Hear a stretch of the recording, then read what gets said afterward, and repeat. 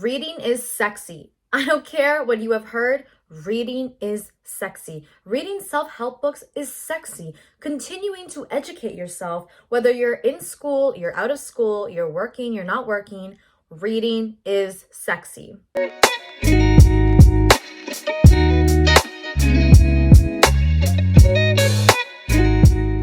Today, I'm going to introduce to you 5 self-help books that have completely changed my life. I've read these books multiple times, and they are so amazing. So if you're ready to self-develop and get your read on, then this video is perfect for you. The first book on my list is A New Earth by Eckhart Tolle. Now, this is the author of The Power of Now. This book came after The Power of Now. In my opinion, this book is even better than The Power of Now, and I'll tell you why. So in The Power of Now, it's all about being in the present moment. So the author speaks about how anxiety lives in the past and in the future, because we cannot go back to the past and change anything. We cannot go back to the future and really touch anything in the future. And a lot of people believe that the future is a place where we arrive at. But the author states that the future is just another present moment passing by. And so The Power of Now teaches you how to be present and how to live life in the now so that you can rid any anxiety, any overthinking, and simply just be, which is just the best way to live. In the second book, A New Earth, he actually touches upon this in this book, which is why I just love this book so much more, because it kind of gives you a sneak peek. If you've never read The Power of Now, it's kind of in here already. But A New Earth is very different. The author speaks about the ego and how every one of us, we have an ego inside of us. We have a higher self and we have an ego. Everyone has different names as to what these things are. But the author here in A New Earth, he speaks about how we hold trauma, how we carry triggers, and how we carry something that's called a pain body. And a pain body is something that protects us, can be known as an ego as well, something that we may have developed from childhood or situations that have happened to us where we actually store this pain in our body. And essentially, our body is ready to react and to protect any single time a situation happens. So if you find that you get triggered very easily, this can just be your body just protecting yourself from things that may have reoccurred in the past. And in order to rid of this pain body, in order to kind of rid of your ego and step into a new version of yourself, which is living from your higher self, the first thing that the author teaches you to do is to just become aware. I don't think anyone is ever 100% healed. I think we are always going to be learning about ourselves and learning how to change our reactions and change our behavior. But the number one thing to do is to become aware. Become aware of how you react. Become aware of why you react, why your ego is trying to protect you. The ego is not a bad thing. Ego is not just being egotistical and walking up with, a chip on your shoulder. The ego is there to protect us. And when you acknowledge that the ego is not there to hurt you, it's just there to protect you, you can forgive yourself a lot easier for the past. And once you become aware that the ego is there, you can start to change your behavior. Start taking notes. Okay, why did that really piss me off? Why did that person make me so angry when they cut me off in traffic? Or, why did little things like this bother me? Once you can get into why things are triggering you, you start to figure out where that trauma, where that anger comes from, and it's easier for you to start forgiving and changing. In this book, the author never tells you to self-diagnose yourself and to heal yourself as if you were your own therapist. He simply states that being aware that there are different parts of you and forgiving and understanding yourself is going to be the key to then transitioning into living out of your higher self, a person who is more calm, a person who can admit when they're wrong, see their triggers, and acknowledge that, maybe some trauma has happened or stored in my body, but I can simply let it go and live differently because I have the choice to. I am not controlled by my mind. I am not controlled by my ego. I can choose anything that I desire in this life by choosing to react differently and change my behavior. The second book is called The Secret, and this is by Rhonda Byrne. I really hope I'm saying your name right, girl. I'm sorry if I'm not. This book was the start of my spiritual journey. I'm pretty sure there is a documentary called The Secret as well. This book had completely changed my life. I've read this book like honestly maybe 10 times, and I continuously just go to it every chance that I can. This is the book that started it all. Okay, so The Secret, it's not really a secret, so I'll tell you. The Secret talks about the law of attraction. Now, the law of attraction is very different from the law of assumption. Whereas the law of assumption is what you assume to be true will be true. The law of attraction states that like attracts like. So whatever energy you're putting out into this world, you will receive back. And that is good or bad. And the reason that it is good or bad is because the universe or God, anything that you desire to call it, whether you believe in a higher power or not, it doesn't know yes from no. It only focuses on where you are putting your energy and where you are putting your feelings. So for example, if you are leaving for work in the morning and the whole morning, the whole drive there, you're saying, I don't want to be late. I don't want to be late. I don't want to be late. The universe, God, life, whatever it is you desire to call it, it does not hear the word don't. It simply sees that you are focusing on the event of you being late.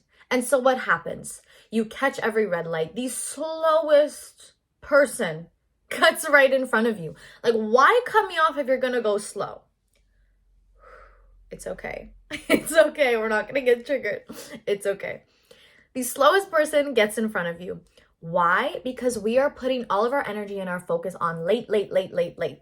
Whereas instead, if we can say, I love that I'm always on time. I love that I'm always on time. I love that I'm always on time. It's not going to hear the I love, but it hears, oh, this person is always on time. And watch what happens. Watch you catch every green light. Watch you get into clear lanes. Watch traffic just move in front of your eyes. Why? Because you are a person that is always on time. When we change our focus from what you don't want to what you do want, you attract so many better things. And sometimes when we attract scenarios in our life that can be considered bad, or you label them as bad, because nothing is good or bad, everything is neutral until we give it meaning. But let's say a situation happens where it's not in your favor. It's because you've put so much energy on it. So a key tip that I do is if I have a circumstance in my life that I've created in my life that I don't want, I don't desire it, it's not favorable to me, I will create a positive opposite of it. So kind of the example, I don't want to be late turns into I am a person who is always on time. You take that positive opposite of that affirmation, essentially is what it is that you keep repeating in your head, and you change it to the positive opposite and you keep telling yourself that. And once you keep telling yourself that, you're going to actually start to believe it. I want you to feel it when you say it. Give yourself that feeling before it even happens. I am a person who's always on time. I am a person who's always on time. And feel yourself relax and, having time to grab yourself a coffee. Just visualize it or feel it. You start to attract what you want because you're not focusing on what you don't want. The secret also goes into how we can heal the body, how we can get our dream careers, how we can get that person that we desire, how we can literally become anything that we want in this world because we are constantly creating our reality. We are receiving the energy that we are putting out. There's always that test of the tennis ball. If you think of a tennis ball and you can feel it in your mind and you can see it in your head and you consistently do this every single day, eventually you're going to see a tennis ball and it's going to come into your reality. And why? Because you put so much energy on it.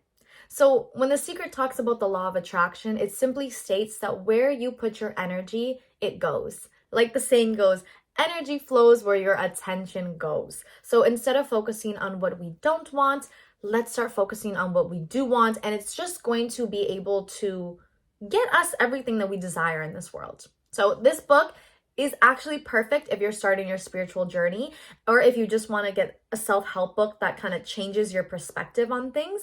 The Secret, this book is for you. Chef's kiss. Mwah. The next book is called Becoming a Spiritual Being in a Physical Body. This is by Art Martin. I found this book at some random library that I was looking through. I'm sure you can buy this on Amazon, anywhere. I'm sure you can find it, maybe at your local library as well. This book is amazing. I'm only halfway through and I'm addicted. I read every morning, every night before I go to bed. This book is so good. Just the title alone, Becoming a Spiritual Being in a Physical Body.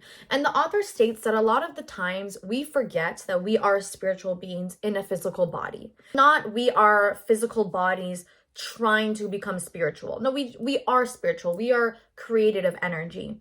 And I love the saying that states that the same way we get genetics from our parents is the same way we have genetics from the higher power that created us. So if life can create and bring beautiful, amazing things into this life, and we have that little bit inside of us, we are spiritual, we are energetic, and we can do the same. We can create and bring things that we desire into this life. So this book is almost similar to A New Earth, where it speaks about the subconscious and the conscious mind. It also talks about sub-personalities that we create as well. And this can stem from childhood. Again, things that we experience in our childhood will affect us when we're older. And this is because from the ages of 0 to 7, correct me if I'm wrong, but I believe it's from the ages of 0 to 7, we are in the brain wave of theta. Theta is the most absorbent, think of a sponge, it's the most absorbent time for our brain. It's when we can accumulate so much knowledge and remember so many things. This also happens in the first 10 minutes of when we wake up and while we're falling asleep, which is why it's so important to never go on your phone right in the morning, because anything that you will digest right before you wake up and right before you go to sleep is going to affect your entire day and your sleep as well. So if our brains are in this absorbent state from 0 to 7, a lot of the times things that happen in our childhood, even if we've suppressed these memories, they will come up when we're older. And it's the reason why we react to certain things, why we have triggers, where our trauma comes from, and where it's stored. And I want to say that it's okay to be aware of these things. The number one way that I believe to start your healing journey and to heal yourself is to just be aware. That's it. Don't try to be your own therapist. Just because literally you're going to go crazy. Like, I'm sure therapists need therapists as well. Just being aware that, hey, this has happened and how can I make myself feel good? How can I forgive certain situations that have happened? That's all you really need to move forward in your life. That's all you need. Once you're aware, you can then be in the present moment and be aware of, hey, I don't want to react that way anymore. Hey, I don't want to let this trigger me anymore. Let's change my behavior. Let's change the way I react. Let's change my decisions. And so this book here, Becoming a Spiritual Being in a Physical Body, states that forgiveness is the key to creating a beautiful life and to actually living in our most authentic selves. A person who can forgive themselves and admit when they are wrong is the most powerful person. And there's one special person in my life that I know who lives completely, authentically, and truthfully. They are so real and it's so attractive, it's so refreshing, because even if what they're saying is not what you like to hear, they're being real and they're being their authentic self. And I've learned so much from this person. And when you can be real and you can be truthful, you can be your authentic self. If you hold guilt and shame and you can't forgive yourself from the past, or you can't forgive other people from the past, you are always going to hold that emotion. An emotion only lasts up to 90 seconds. we choose if we want to hold on to the emotion or not, then that becomes a habit, which turns into a personality trait. That's from Joe Dispenza. If we hold that emotion, it becomes a personality trait. And so by choice, we are choosing to hold on to these emotions. By choice, we are choosing to get triggered and react in certain ways and change our behaviors based on what has happened to us. And so when you can forgive yourself and forgive other people from the past, and you can live a life where there is no shame and no guilt, and you can say, yeah, you know, I made that mistake, and anybody who was in my position, living my entire life up until that point, would have made the same mistake as well. Because in that moment, you made that decision based upon what you know and what you have experienced and what you have gone through in order to create that reaction and that mistake in the first place. Once you can forgive yourself, you can start living authentically, and that will just transcend you into all things spiritual and all things healing on your journey. Because if you're being your authentic self, that is the best way that you can live. The fourth book is my girl. This is my, aside from Blair Waldorf, queen, okay? The Universe Has Your Back, Gabrielle Bernstein. This woman has a podcast. She's a mother. She's a wife. She is a queen. She's an author. She even has spiritual decks like oracle cards. She has so many books. She even has a book where you can follow it daily and actually implement things daily into your life. This was the first book I ever read from her, and I've read this book same way as The Secret, anywhere from 5 to 10 times, if not more. I love this woman. Gabrielle, if you're listening, I love you, okay? This woman has changed my life, and I'll tell you exactly why.